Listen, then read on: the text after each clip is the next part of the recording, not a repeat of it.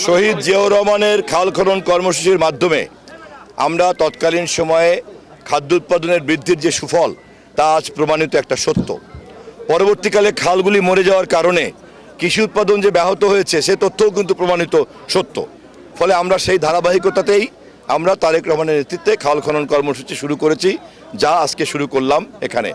যদিও এটা আমার নিজের এলাকায়, কিন্তু মন্ত্রী হিসাবে আমি এই কাজের প্রচারের দায়িত্ব সারা বাংলাদেশের। সরাসরি জোয়ার ভাটার নদীর পানি কৃষকের জমিতে পৌঁছে যাবে। পানির অভাবে, সেচের অভাবে কোনো কৃষি উৎপাদন ব্যাহত না হয়। বৃক্ষের চারা রোপণ করলাম, কিন্তু 3 দিন পরে দেখা গেল যে খনন করা খাল হারিয়ে গেছে, কেউ চুরি করে নিয়ে গেছে, অথবা গরু ছাগলে খেয়ে ফেলছে। আপনারা একটা অনুষ্ঠান করলেন, বক্তৃতা করলেন, আমরা প্রশাসন চলে এর ফলে ক্ষতি হবে, সেই ক্ষতি কিন্তু হবে আসলে আপনাদের।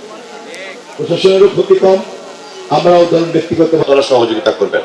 আমি আপনাদের সকলের সহযোগিতা চেয়ে এই খাল খনন কর্মসূচির এবং বনায়ন কর্মসূচির শুভ উদ্বোধন ঘোষণা।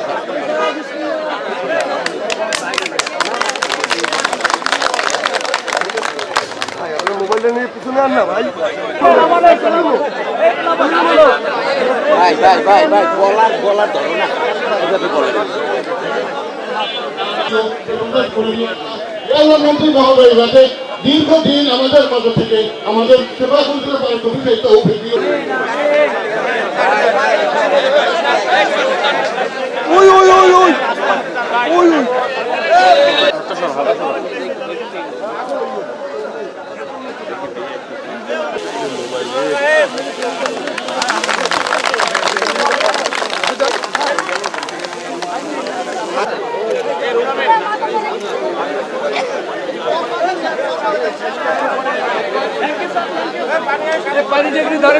নির্বাচিত সংসদ সদস্য মাননীয় মন্ত্রী তথ্য সম্প্রচার মন্ত্রণালয়ের মাননীয় মন্ত্রী এম জহিরুদ্দিন স্বপন সাহেব, আমরা করতালি দিয়ে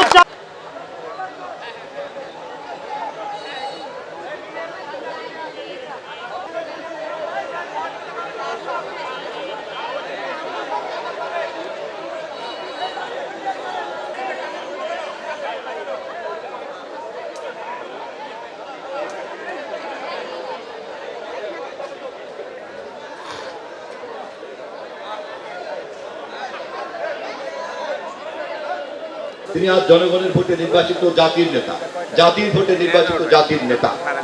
তার যে পরিকল্পনা ক্ষমতায় যাওয়ার আগেই ছিল, আমরা